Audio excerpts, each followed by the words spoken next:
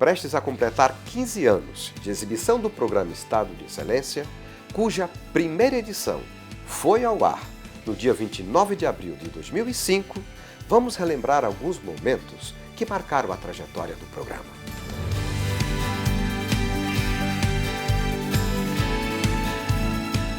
Um desses momentos foi com o professor Alcides Abreu, de saudosa memória, que teve participação efetiva na construção desse Estado de Excelência. O professor Alcides Abreu foi secretário de Estado na gestão do governador Celso Ramos em 1961 e 10 anos depois na gestão do governador Colombo Salles. Também foi conselheiro do Tribunal de Contas do Estado, presidente da Telesc, atual Oi, presidente do BESC, que foi incorporado pelo Banco do Brasil, conselheiro do BNDES, presidente do Banco de Brasília e, o mais importante, coordenou o seminário técnico que deu origem ao PLAMEG, o mais ousado plano de desenvolvimento que o estado de Santa Catarina já teve. De posse dos resultados do seminário socioeconômico, o governador mandou que se elaborasse uma lei que pudesse conter aquilo que fora decidido pela sociedade, inclusive os recursos que lá estavam apropriados. E disse o seguinte: o nosso programa estará dividido em 3 partes. O homem, quer dizer, a pessoa humana, com os assim chamados programas sociais. Educação, saúde, segurança, saneamento básico e por aí. Bom, isso era pessoa humana. O segundo programa era o meio, isto é, ajustamento do meio, do ambiente às conveniências catarinenses, que eram os programas estruturais, de transportes, eletricidade, telecomunicações. E tudo que recobre, na verdade, o ajustamento do meio às demandas humanas. Quer dizer, você não faz industrialização sem eletricidade, não faz industrialização sem universidade, não faz industrialização sem formação profissional. Então, esse conjunto de iniciativas estavam contidas no assim chamado meio termo do plano. As pessoas humanas, o meio terceiro, expansão econômica. Na expansão econômica, então, o seminário se realizava em torno de 15 tópicos diferentes, que vão desde o carvão até, olhando aqui, até a educação para o desenvolvimento, por exemplo. A circunstância da proximidade minha com o governador me habilitava a ter dele a confiança para os desempenhos julgados adequados e oportunos. Então, na Constituição do BESC, eu era a pessoa que teve a responsabilidade de gerar os documentos ditos jurídicos. Eu comecei como secretário do Plano de Obras e Equipamentos para digamos assim, transformá-lo no PLAMEG, quer dizer, não para continuar o que estava, mas para fazer o novo. A Secretaria, na verdade, era o fechamento de um momento histórico e o começo de outro. Nesse outro começo histórico, que foi a lei do plano de métrica de julho de 72. Na verdade, a minha passagem pelo plano de obras e equipamentos, que era a estrutura anterior, ocorreu na conveniência do Estado de substituir este mecanismo de governo por um outro que estava sendo implantado pelo assim chamado plano de metas do governo, que era o compromisso de campanha. Na etapa seguinte, quer dizer, depois de julho de 72, obtida a lei do plano de metas e a implantação das novas estruturas administrativas, ocupava-me eu, primeiro do Banco de Desenvolvimento do Estado, de que fui o primeiro presidente.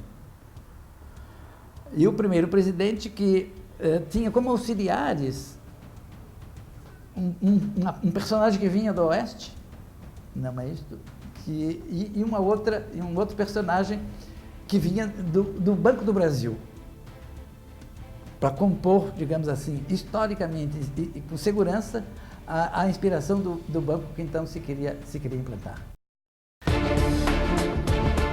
A Celesc estava constituída em 58, e havia 9 pequenas empresas que compunham o acervo gerador de eletricidade de Santa Catarina, que ainda hoje está aí, eram 70 megawatts, que é a potência instalada em Santa Catarina em 1959, 60, 61. As usinas que compunham a Celesc eram de pequeno porte, e eram 7 ou 8. Assumindo o governo, o senhor Celso Ramos tendo na eletricidade um instrumento do desenvolvimento, chamou para presidir a Secretaria um grande empresário de Blumenau, Júlio Zadrožny, com a tarefa de fazer a Celesc que hoje, de uma certa maneira, nós temos. Primeira coisa, convocação do Banco Interamericano para nos ajudar a definir caminhos. Eu me lembro, recebi lá em casa um dos emissários do Banco Interamericano para escolhermos as formas pelas quais melhores pudéssemos alcançar a Santa Catarina que hoje, de uma certa maneira, nós temos. Primeira recomendação do Banco Interamericano, unificação do sistema. Unificar o sistema significava tirar a propriedade de quem a tinha no interior e, ao mesmo tempo, ganhar a confiança desses que, sendo donos da eletricidade, passavam a um terceiro governo o direito de gerir aquilo que eles tivessem feito. Então, a unificação desse sistema foi um voto de confiança no governador.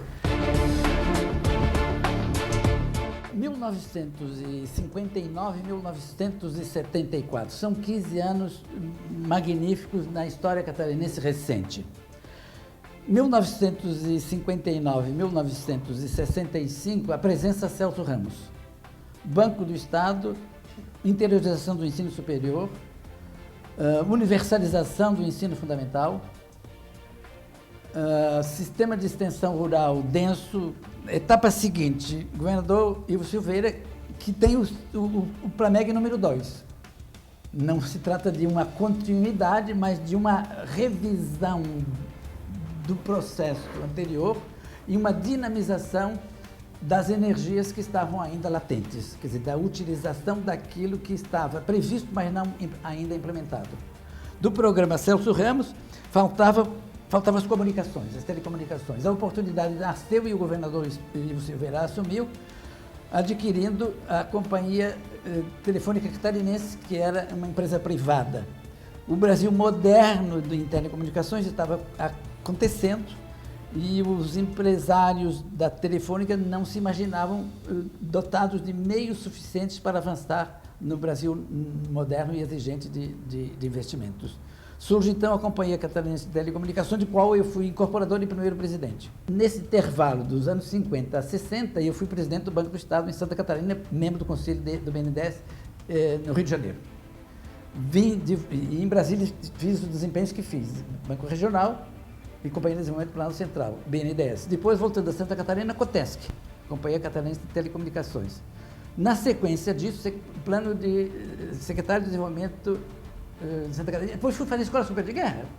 Nesse intervalo, o governador Cláudio Salles me designou para, no ano de 1973, fazer a Escola Superior de Guerra, de onde eu voltei já nessa altura, conselheiro do Tribunal de Contas. Eu, na verdade, quando fui para a Escola Superior de Guerra, já tinha sido nomeado pelo governador, ratificado pela Assembleia Legislativa, para o cargo de conselheiro do Tribunal de Contas de Santa Catarina. No governo Jorge Barnaz, coube a minha tarefa de presidir a Fundação Catarinense para a Tecnologia e o Meio Ambiente, Fátima.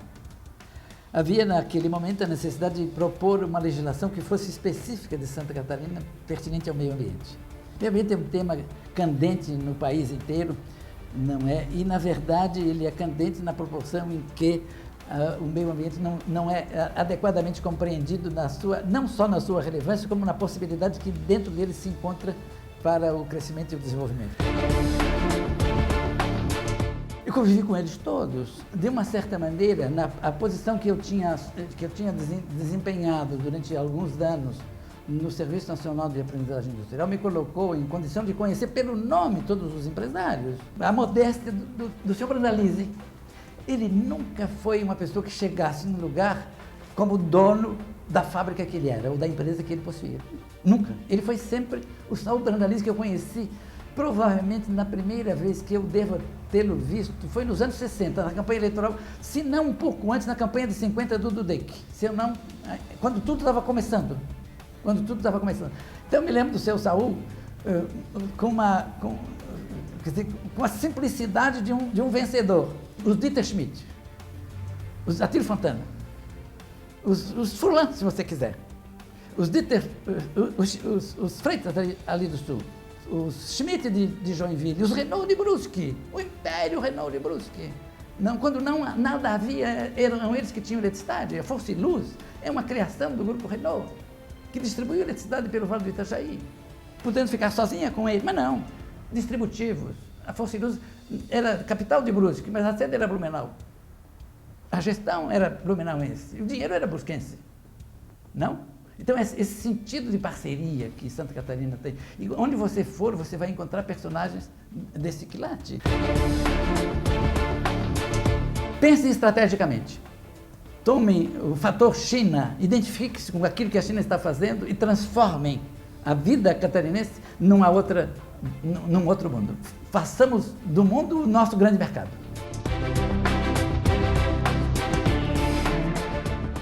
Professor Alcides Abreu, receba os nossos cumprimentos pela sua participação efetiva na construção desse estado de excelência. Antes eu era jovem e os cabelos ainda eram pretos, mas isso foi há muito tempo, no início do programa, que ao longo do tempo vem se consolidando como o observatório de boas práticas desse estado de excelência.